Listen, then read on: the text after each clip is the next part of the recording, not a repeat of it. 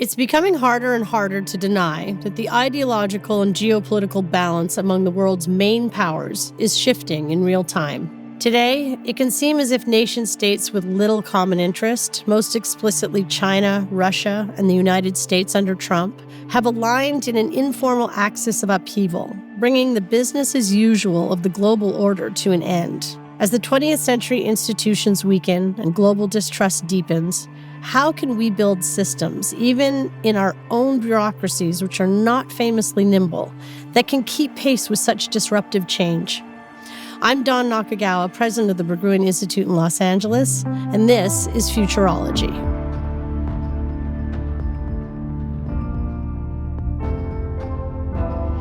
It's difficult to discern a unifying goal among the major powers in the world today. Apart from a desire to upend the liberal order of the late 20th century, in the 90s, stability under that paradigm heralded the end of history.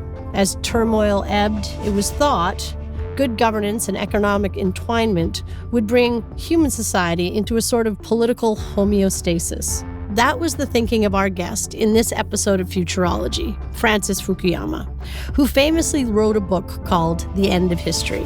Today, even he would agree that history did not come to an end, but it may repeat.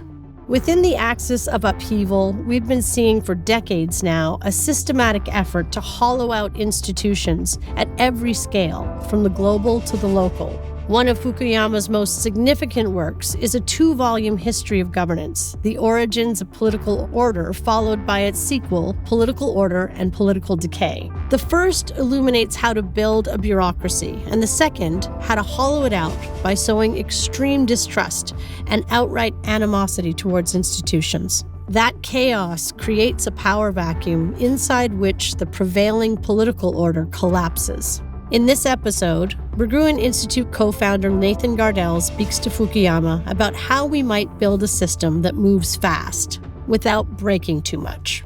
Fukuyama is a senior fellow at Stanford's Institute for International Studies and the director of the Center on Democracy, Development, and the Rule of Law. This first episode of Futurology was recorded not long after Trump was inaugurated as president. Now, just months later, it appears that events have overtaken reality, even in this time. This interview illuminates the rapid pace of change and unpredictability that the world is experiencing under a second Trump administration. And now, Francis Fukuyama and Nathan Gardels on Futurology. Let's start with democracy. Okay. So you said some years ago that democracy cannot survive the lack of belief in the possibility of impartial institutions. Today, the level of trust is like almost zero and worsens every day with these continued denigration of the courts by the Trump team. Even Supreme Court Justice John Roberts is saying this is dangerous territory. Where does the meter of survival of democracy, where would you place that these days? Well, I think that since January 20th, I place it much lower. There was a discussion before the election. Is Trump a fascist? Is he an authoritarian? I tended to poo-poo some of that. I mean, comparing him to Hitler, it was just a little overheated, but he's definitely an authoritarian. And I think you're already seeing America taking a turn in an authoritarian direction. The Constitution is all about separation of powers and, boxing in the executive so that the president has very clear duties, but limited ones. And all we've seen since January 20th is executive orders. It's like the king is simply giving out commands to his subjects. And so you don't go to Congress to debate, legislation. If you want to change something like closing down a major agency, you petition the king and the king doesn't have to listen. So I think we're already in an authoritarian phase. And, so that's just on an institutional level. The other really poisonous thing I think that's happening is what you just mentioned, which is trust. I had always thought of America as a relatively high-trust society. This is a tradition that goes back to Alexis de Tocqueville, that Americans, get along and they can form organizations. And I think now the level of trust is disappeared. I mean, obviously with trust in government, it was never high to begin with, but that's turned very poisonous. But I think just the ordinary trust that Americans have in one another is also, they're tightly bonded into groups, but the groups hate each other. Right. And, this is not a good situation in a democratic republic. What do you attribute that to? I mean, maybe not one factor, maybe several factors, but what do you mainly attribute it to? Well, that's a really complicated question to unpack, because I do think there's many causes of this problem. Quite frankly, technology is part of it. It was interesting because Robert Putnam wrote his famous Bowling Alone piece in the mid-1990s, where he was talking already about a decline of trust and a decline of the American art of association. Right. Now, it turned out that was not right, that the internet was just coming into being at that point, and people started associating online in ways that Putnam could never, imagine. But the trouble was, this concept of the radius of trust, that, ideally what you want in a democracy is a kind of generalized trust where people believe that their fellow citizens are trustworthy and honest and so forth. But what's happened is you now are getting these very tightly bonded groups marked by this central polarization, in the society, that have a high degree of trust among each other. So I'm sure the Proud Boys are really, they really go out for beers and have a great time together. But it's a narrow group, and it's very much opposed to other narrow groups in the country. It's also going on the left because, as opposed to solidarity for the working class, you've had that converted into identity politics, which again binds people into smaller and smaller identity groups. And as a result, you have more association than ever, but less trust, or much less of this generalized social trust. So it's trust within silos. Right. Trump has justified his executive orders as a national emergency, a response to national emergency.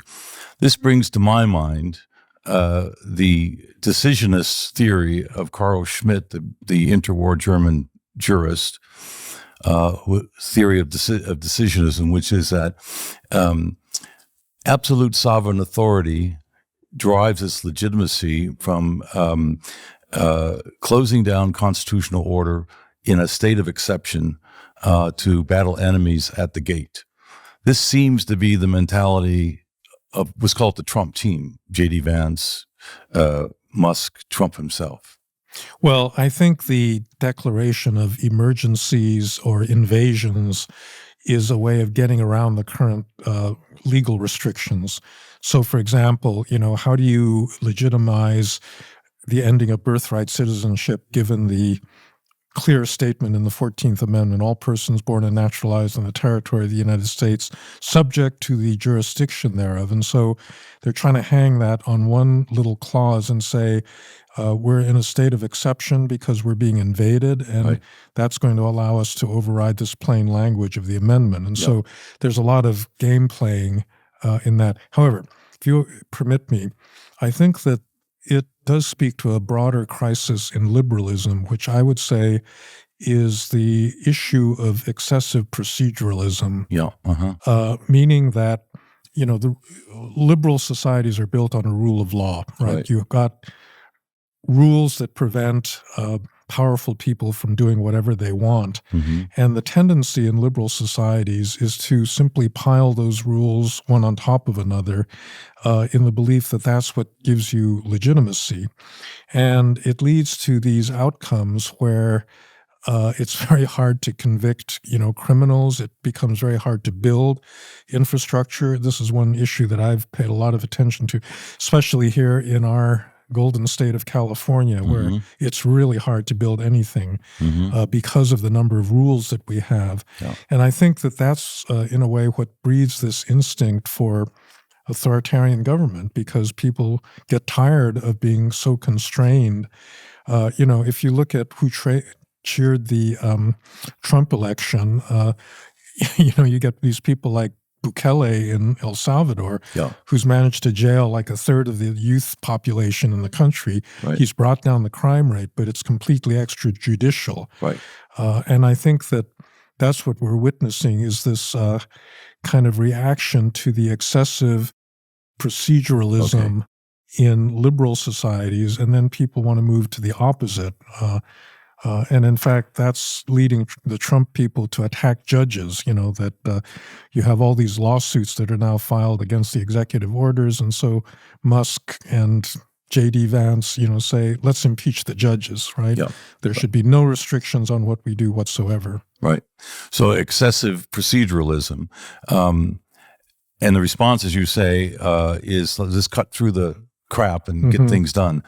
So is the deep dive of the Trump administration into the so-called deep state, is it increasing trust or because it's supposedly transparent, or is it decreasing trust? Well, it's obviously decreasing trust. I mean, Musk's operation is completely non-transparent. We don't know what he's doing, why he's making the decisions that he's making and so forth. I mean, I think it builds upon this demonization of the federal bureaucracy. It is it's kind of supposed to be built on merit and professionalism. I think for the vast majority of bureaucrats, that's actually true. They join the bureaucracy in order to serve public service. There's corruption. There's the capture of the bureaucracy by various powerful groups. But basically, I think that old ideal of the Pendleton Act is still in place.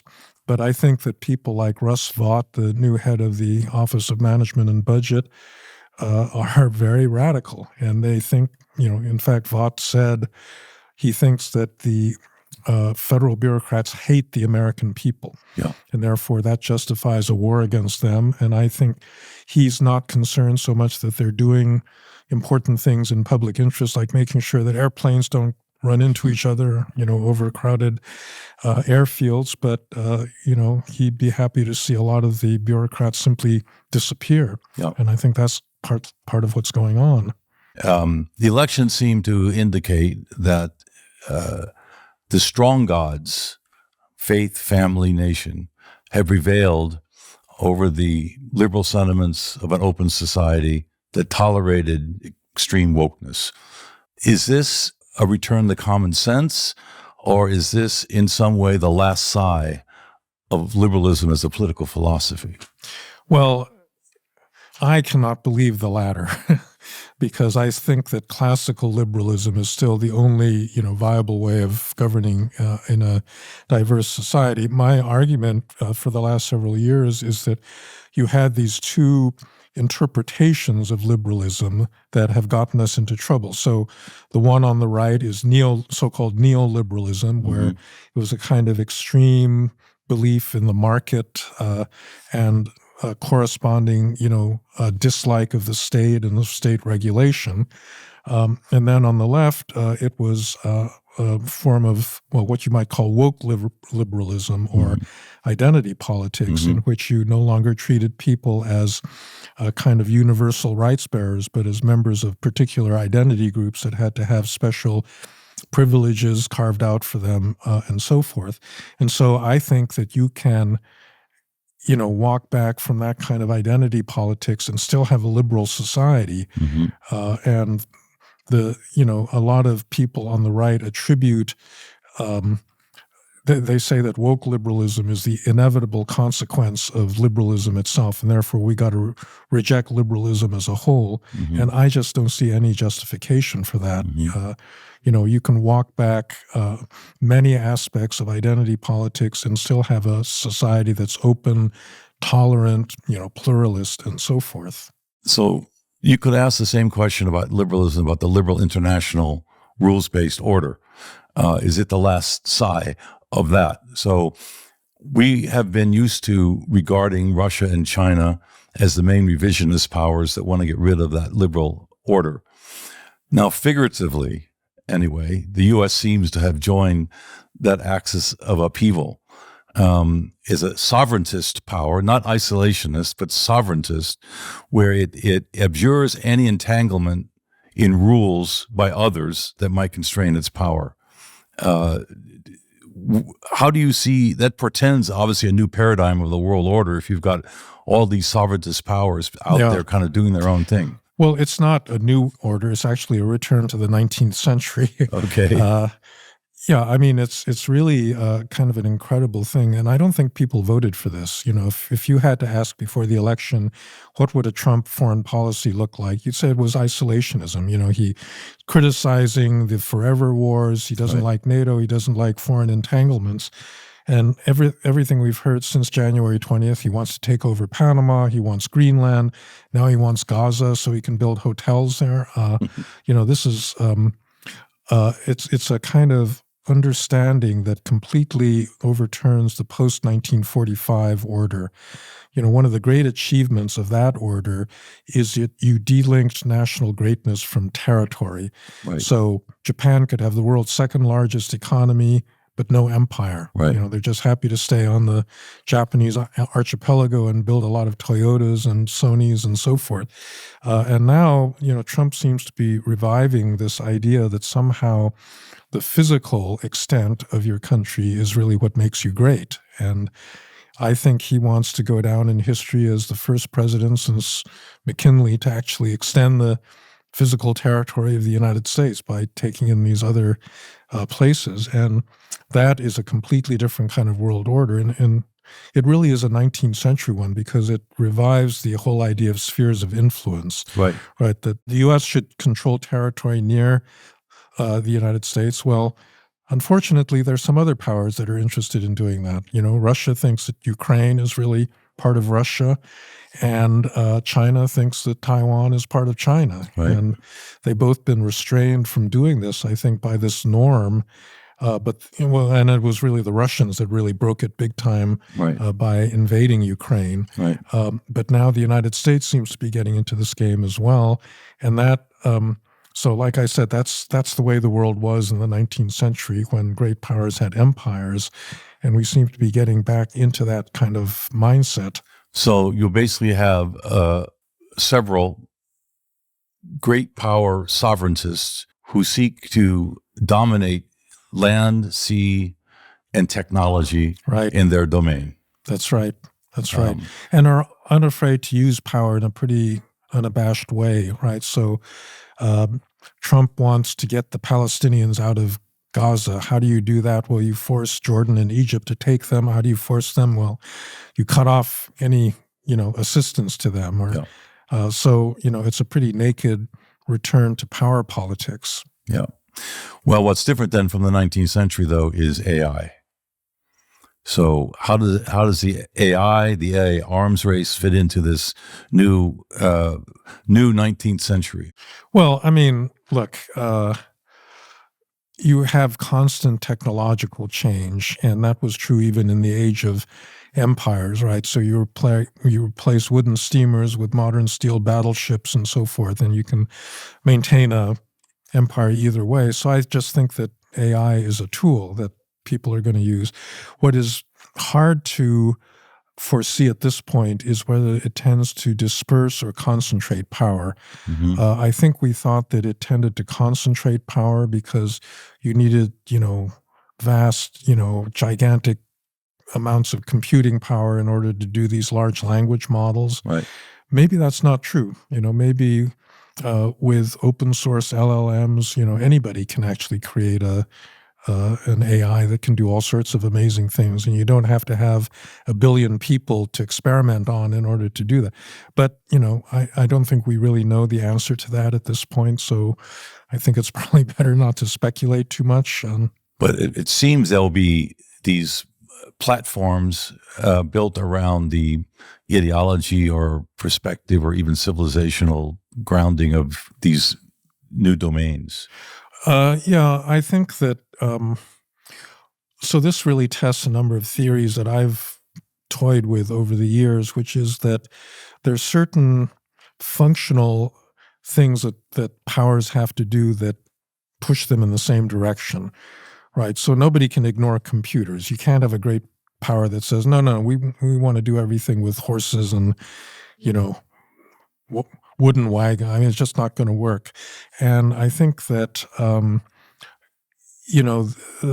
for politics, one of the critical things, I think we're pretty clear that you can't do this through central planning. That whole Soviet communist approach to economics just is, it doesn't matter what the technology is, it's not going to work. You have to have competition, you have to have freedom of entrepreneurship, and so forth. And then the question then becomes, does that give an advantage to the United States because we still do have a relatively open economy and, a lot of people have different access and they can compete against each other, or is a more statist kind of society like China capable of replicating all of that? And again, I think, so far it's the answer to that isn't in yet because China's been pretty good at keeping up, although you might look at the way that Xi Jinping has wanted to control the tech sector and, maybe see the chinks in that armor because it's it's also going to limit their ability to innovate. Yeah. At the same time, though, the kind of tech bans against China, in the case of DeepSeek, have ended up not stymieing but stimulating the Chinese innovation. Like innovation, yeah. I mean, those kind of bans are the mother of innovation, and necessity creates is the mother of invention. It's been true of their space program. It's been true of their military program.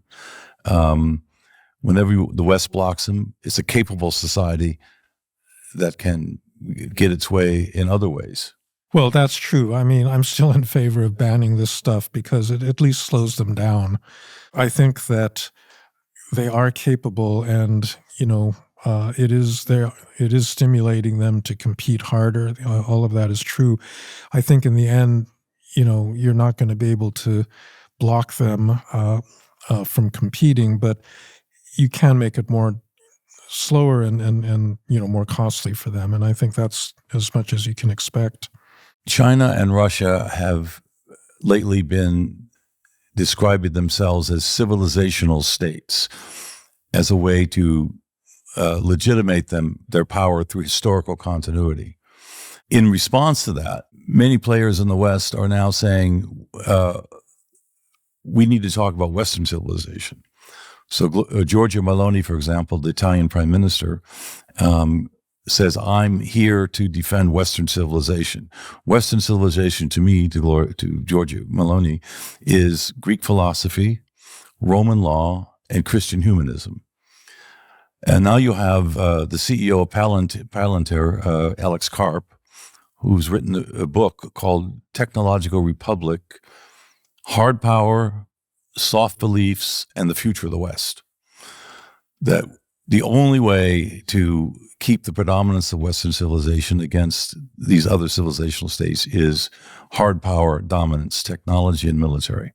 So do you see this, there's a civilizational element to this in some way, no? As Huntington said in more specific terms, but generally speaking. This gets back into the old debate with Huntington, right, who also thought in civilizational terms. I guess I still don't really buy that argument because it seems to me within each of these civilizations, you still have major fractures and ruptures, Mm-hmm. Huntington was thinking about Islam as a civilization. It's right. The only part of the world that actually thinks in real civilizational terms that transcends the nation state. But if you look at the reality of the Middle East, they're still divided into nations that compete against one another. And I think that, there are clear limits to the cooperation of people within either the Chinese sphere or the Russian sphere. And there's also a lot of different ways of defining these civilizations. And so the people that believe in Western civilization really have two completely different versions of it. Conservatives believe it's based on Christianity in some way. Mm-hmm. And when they talk about the decline of the West, they basically mean the decline of Christian church attendance and this sort of thing. Right. But there's another view, which is a liberal view, which is that what the West represents is the Enlightenment and the kind of reaction against the medieval church right. That would free people from orthodoxy and so forth. And so I think any Westerner that thinks that there's a single vision of a Western civilization is glossing over some really major, complexities. But certainly there's a general resonance that differentiates Western open societies from China or from Russia. Well, yeah, I'm not sure that the old language of authoritarianism versus democracy isn't sufficient to right, because there are cultural elements involved here. There are cultural elements, but that's where you actually get into all these complexities, because I think, each one of these so-called at least Huntington had a coherent vision of what a civilization was. He said it's rooted in religion. Right. And that you have these religious traditions that are remarkably stable over time and that dictate the way that people behave and think and so forth. Right. And I don't see really what substitutes for religion in these newer versions that claim to be civilizations. Let me go back to the beginning of our conversation about fragmentation and technology. So the media ecosystem, the social media ecosystem we have, both concentrates power, both concentrates control, but also empowers multitudes of voices that were never heard before. So it's kind of this double dynamic that's going on. So republics in the past have developed checks and balances whenever too much power is concentrated in one place. Now we may have the opposite problem, or not. It doesn't displace it, but it's a new dimension, which is that information flows from private space to private space without creating a public. We're talking about silos and so on. So don't republics now have to also build checks and balances when the information flows are so distributed that it actually disempowers the public square? And that's, you can't reach a governing consensus. You can't reach any kind of unity with that kind of fragmentation. Well, I think the dilemma that Western societies that are based on liberal principles like freedom of speech have faced a real dilemma right now. Because, yeah, it's fine to say that there ought to be checks and balances and that you shouldn't allow this concentration of power. It is not clear to me how you actually achieve that, right? Because in the current situation, I don't think you want the government to be the fundamental check. You don't want the government to, decide what's true and what's fake news. But you also don't want a large private, for-profit corporation to take on that responsibility, because it does not see itself as the custodian of any kind of democratic public interest. No. And between those two, it's not clear which is, it's sort of like a Scylla and Charybdis, that both of those forms of control are bad. When I was leading the Stanford Working Group on platform scale back in 2020, we had this idea about middleware, that I still believe that this is middleware. This is the only technological solution to this problem, which is basically to take the content moderation function away from these big platforms, do not give it to the government, but to distribute it to third parties that could competitively offer people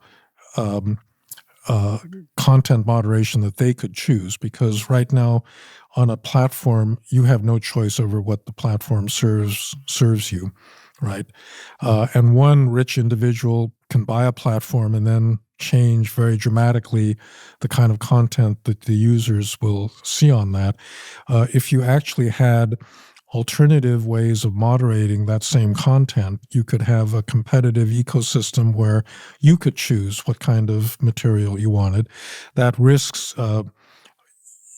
filter bubbles and compartmentalized information. But as long as there are a lot of them and you don't have a single one that is really dominant, then I think that's compatible with our traditional notions of freedom of speech and, a kind of liberal order. How is that different from these community monitoring things? No, that's exactly. That's what like Meta is doing. And so there have been a number of approach. In a way, of all the platforms, the one that comes closest to this is Reddit. because they've got lots of different communities and they have content moderation, and it's fairly distributed authority. So, the people that use the community are the ones that decide on the moderation rules. And I think that's a pretty good system. And I think that's a much better alternative to a single platform where you can have universal rules that, are forced on everyone. That may help with content moderation, but it doesn't do much to build a bridge of a public square where issues are exposed to the body politic as a whole, where the ideas compete at that level as then within the silos. Yeah. How do you get a bridge across the silos?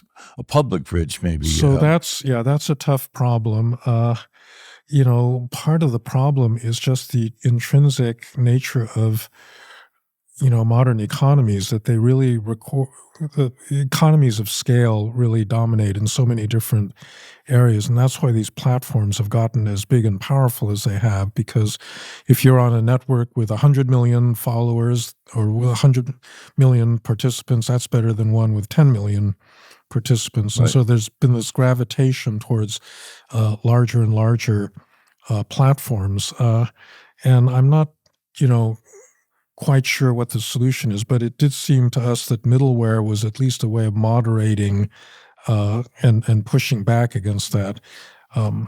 So a distributed solution to a distributed problem, basically.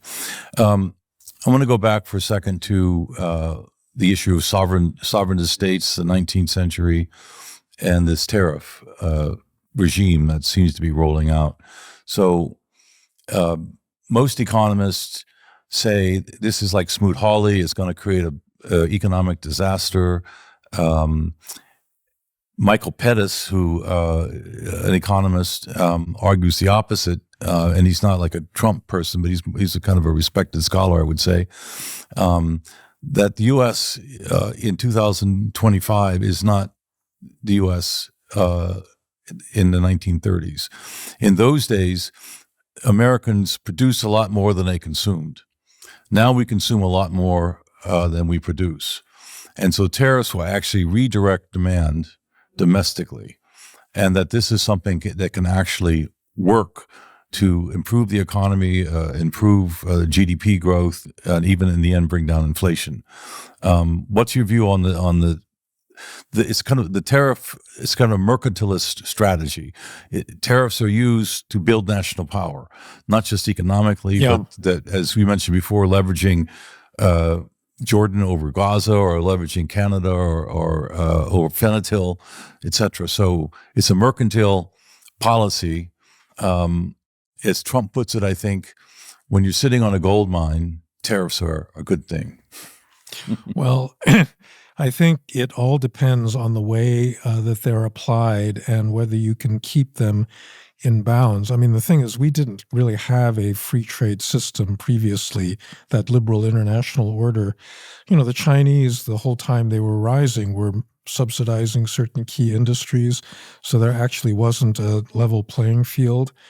And I think actually, that's a little bit of the Trump perspective that I think is correct, that we at least allow the Chinese to take advantage. I mean, we did this with Korea and Japan also, but that was more deliberate because we wanted to build them up as anti-communist, powers. Right. And so we would be willing to run trade deficits with them in order to help them along. But when you get a power that is, really opposed on certain key values, issues like China, that's not such a smart policy, and therefore, you can deviate on our side, I think, from free trade by saying, we're not on a level playing field and we're simply trying to make it more level. Yeah. I think that part of it's fine. And I think a lot of economists have bought into that. I think that's why Biden, continued a lot of the Trump tariffs. The whole problem, though, is when you start just applying them indiscriminately against your two biggest trading partners, that are actually friendly democracies. Right. And that's where you, I think, really run into some pretty dangerous territory. Well, that's where the sovereigntism comes in again. It's only about building national power of the United States. It's not about anything else. Well, Yeah, the thing is that a lot of times your national power depends on the national power of your friends. And I think that, that's the thing that sovereigntists forget. That they forget. Yeah. Let's talk about the nature of bureaucracy. You've written, is it 2 volumes or 3 volumes about political order? Mm-hmm. And you talked about China being the first modern state. And China was a modern state because it developed an administrative bureaucracy, right, that allowed it to function, and allowed it to function well and dominate, as being a major civilization for centuries. So the idea that bureaucracy is bad, it just is a very simplistic notion in complex, well, not only in ancient China, but in complex modern societies. Well, I'm in the process of writing a little bit of a autobiographical memoir, and I've come to realize that one of the central issues that I've been wrestling with for the last 25 years is the problem of delegation, that any political authority or any corporate authority or any organization in general has to delegate authority to lower levels of a higher. Everything is organized in terms of hierarchies, but every hierarchy has to delegate. And there are good reasons for this, because especially in a modern, high-tech, complex economy, it's who is it that actually has knowledge about what's really happening in the world?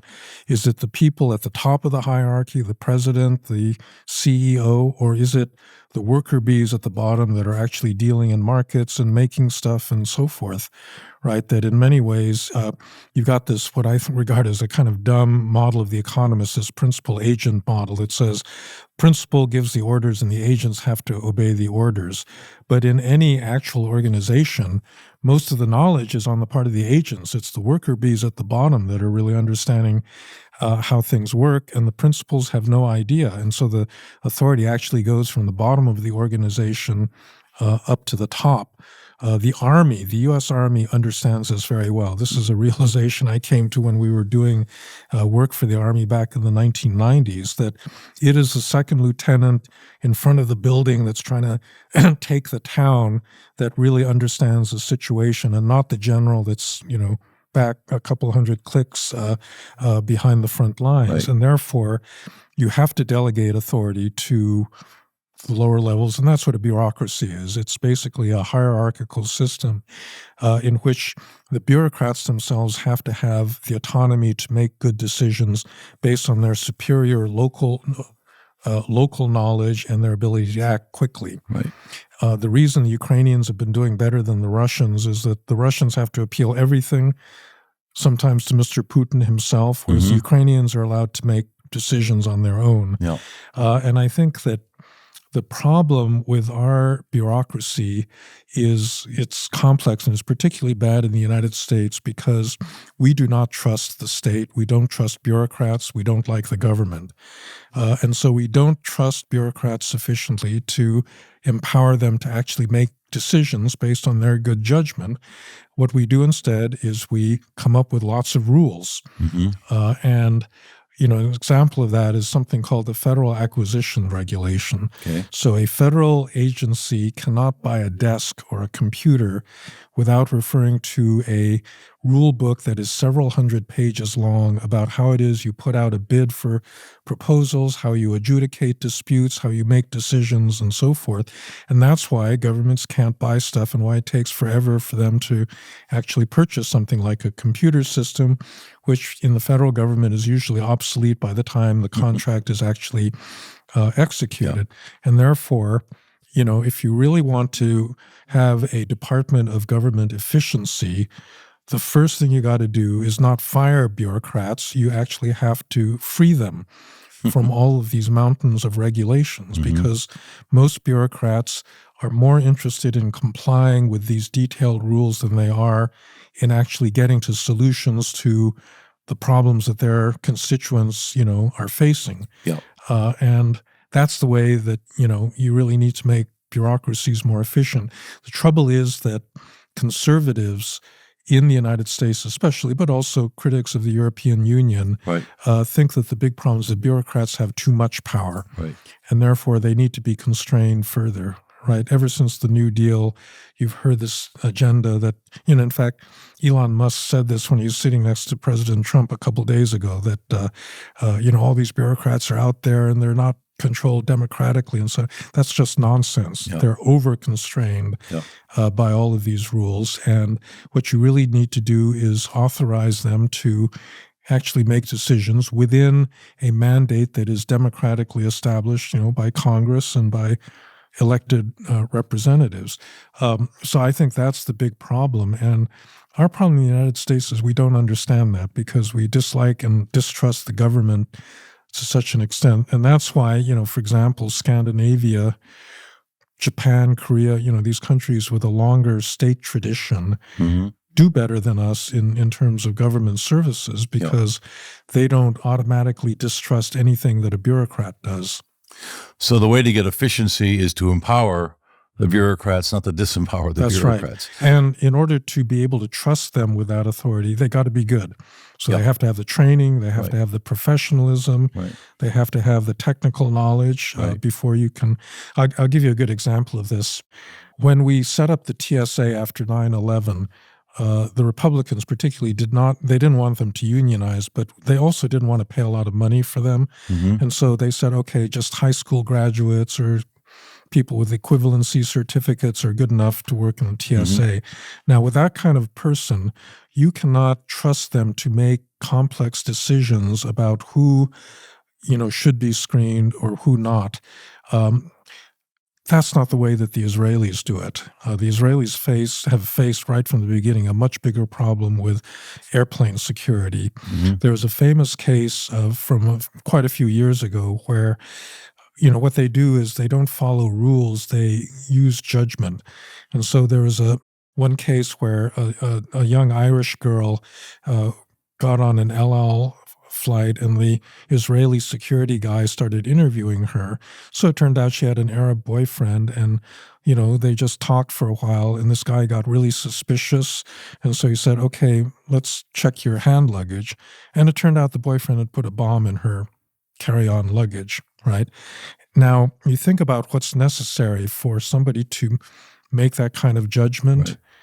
You have to be pretty well trained to do that. You're not going to pull some kid off the street out of high school and say, okay, you figure out who's trustworthy and who's not. Right. And so, that kind of indicates that trust in government requires governments that can be trusted. In other words, you have to have the skills, the knowledge, the technical ability, and maybe the good judgment and wisdom to actually be able to make good decisions. And if you want to minimize your costs and get the cheapest possible labor, you're not going to get that. So in order to get good government, you actually have to pay for it. Well, that kind of goes back to ancient China and the Mandarinate. Yeah, that's right. Where they had to have exams and they had to understand not just technical issues, but philosophical issues, how to make judgments about things. That's right. And Singapore is another good example. That's right. Of a well-functioning, efficient bureaucracy. And that's something that Americans have had a real problem with because, again, one of our deepest cultural traits is distrusting the government. And therefore, we don't have the cultural instincts to do that sort of thing. It's not going to change soon. It's going back the other direction. Unfortunately, right. To go on to the actual budget cuts that are being proposed to make the government more efficient. I mean, aside from the fact that most bureaucrats are public servants, surely there's corruption or, bad deals somewhere, but overall that seems to be the case. But the budget cutting so far has not focused on the largest elements of the budget, which is interest payments on debt and defense, and then entitlement. So the first thing, the biggest item is interest on debt, then defense and entitlements. Yeah, you can't do anything about the interest payments on the debt because that's just stuff that's the result of our bad policies in the past. The entitlements are things that are politically pretty toxic to try to effect, and that's why Trump has stayed away from them. But you can't really deal with a budget deficit unless you do entitlement reform. Right. And that's the problem. Neither party is interested in touching any of that, and that's why we are going to face a really big, debt problem down the road. And I think we actually have to spend more on defense. And so if that's where you start cutting your discretionary budget, that's probably not the wisest thing to do at the moment. So most of this is performative. I think that's, I don't know, performative or just self-contradictory, Okay. that you want to please a lot of different constituencies. So on the one hand, you're going to stop taxing, tips and cut income taxes. And on the other hand, you're going to try to be, fiscally responsible. And you can't do all of those things at the same time. Yeah. So rubber's going to hit the road at some point. Yes. Apropos of what you said, when Jerry Brown was governor of California, he was governor 2 times, 8 years total, right? And he would talk about, I don't know what's going on. The gnomes, he called them the gnomes in state government. They know how to do things. You make a decision, but you have no frontline knowledge. You don't have any frontline capacity to implement it. And that's the way bureaucracy works. So by the way, it's particularly bad in California because we've created a system in this state of such unbelievable complexity that it is impossible to make, big public decisions. We've got this law called CEQA that I'm sure you're aware of. Environmental Quality California Environmental Quality Act. Yeah. All 40 million residents of California have standing to sue any project they want anonymously with no statute of limitations. Right. And as a result, there have been something like 110,000 CEQA lawsuits in the state of California over the past decade. Right. That's why high-speed rail will never get built in this state because every single kilometer has been sued by a NIMBY neighbor or business competitor or a labor union, and it's kind of paralyzed the system. So this gets back to the point I was trying to make earlier that we were discussing earlier. In the face of this, actually, Jerry Brown was a good case of this. He used the excuse of a drought emergency in 2015 to get past CEQA because he found that he couldn't actually comply with the law and get anything done. Right. Josh Shapiro, governor of of Pennsylvania, when they had that big accident on I-95, he actually had to suspend a whole bunch of laws in order to get that thing built in less than 6 months. So this is an example where you need stronger government based on, officials using judgment to get things done without going all the way to authoritarianism where you just give arbitrary authority to some, fool. So actually, you've got the conjunction of two things that make government inefficient. One is the excessive proceduralism, and the other one is something you've called in the past the vetocracy. Mm-hmm.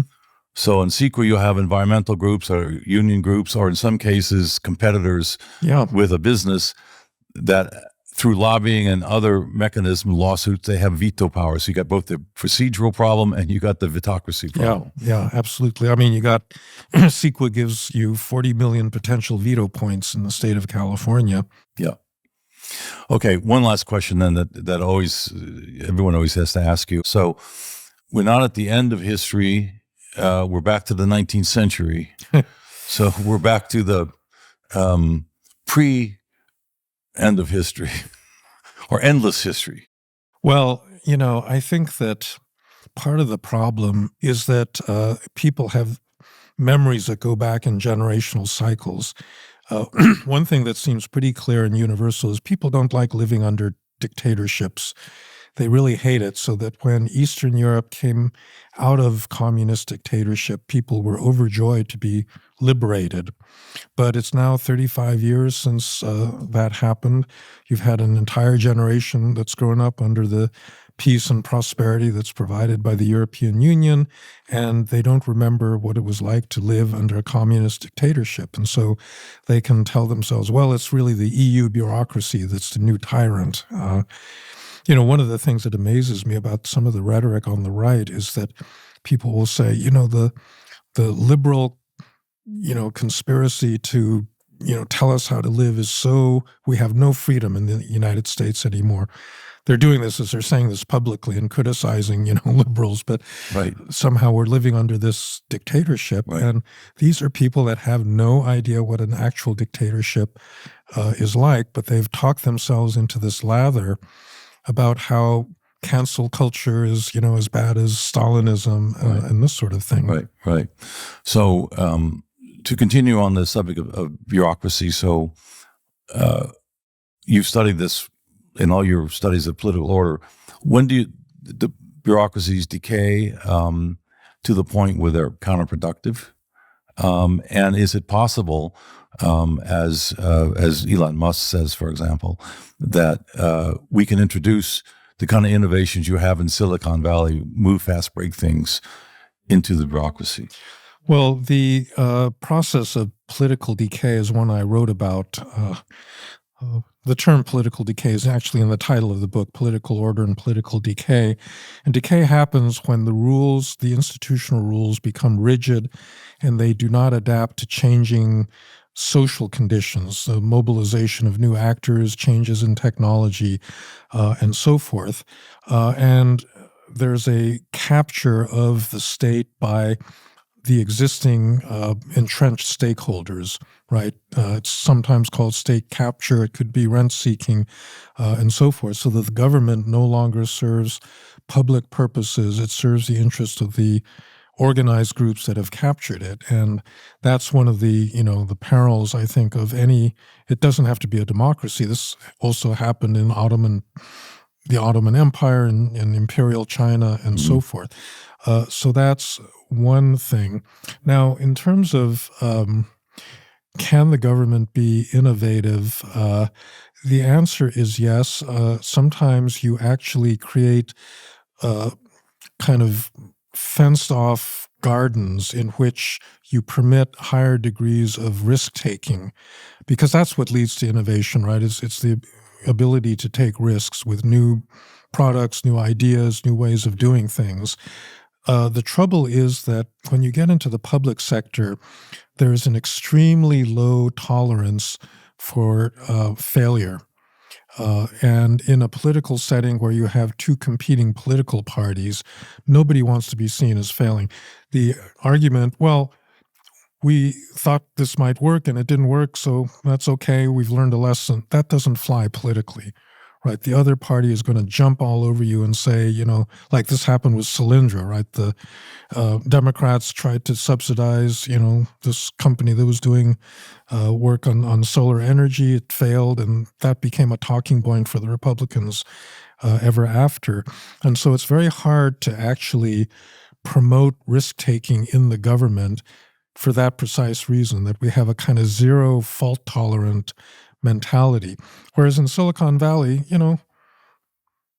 making mistakes, doing things and trying and failing is routine. And because it's your own money or the money of some unfortunate VC that you're risking, you don't have these huge political blowbacks from failure. But in the public sector, that's much harder. That's why in China, or now happening between Singapore and Malaysia, you have these special economic zones. There's zones where the environmental regulations and the tariffs and everything is kind of put aside, right, to experiment, and people expect there'll be risk in that zone, but the risk is contained, so to speak, against the whole society. And quite frankly, it probably helps that these are, authoritarian states where you can actually protect, certain sectors of the government from that kind of public criticism. Yeah. In the United States, it's much harder to do that because everything's out in the open, and because there's so much political competition, your enemies are going to seize on any failure immediately. Yeah. So Elon Musk has taken, with his crew of young disruptors, the Silicon Valley ethos to Washington. Move fast, break things. How's that going to pan out? down the road? Well, I think he's going to break things, and and it's going to be a disaster because the government does some pretty critical things like control air traffic, certify, drugs for safety and efficacy. And I think, the moment that an airplane crashes because you've fired all the air traffic controllers, people are going to notice that. So there's... Or if a plague gets out of control. A plague is out of control. I mean, there's all sorts of things, This is my beef with the American public in general. They simply do not understand what their own government does and how critical it is, that you have good, well-trained people running these agencies that know what they're doing and are trying to serve public interest. And the moment that stops happening, I think people are going to regret that they managed to undermine, the system as it is. Thank you, Professor. Okay. Futurology is a Studio B and Waveland production with distribution from Realm. Our executive producers are Nicholas Berggruen, Nathan Gardels, Dawn Nakagawa, Nils Gilman, and Jason Hoke. Futurology is produced by Grant Slater, Alex Gardels, and Natalia Ramos. Our associate producer is Alyssa Mardini. Futurology's theme music was composed by Marcus Bagala. The show is mixed and mastered by Aaron Bastinelli. Special thanks to Heather Mason, Olivia De Rienzo, Carly Migliori, and Nick Goddard.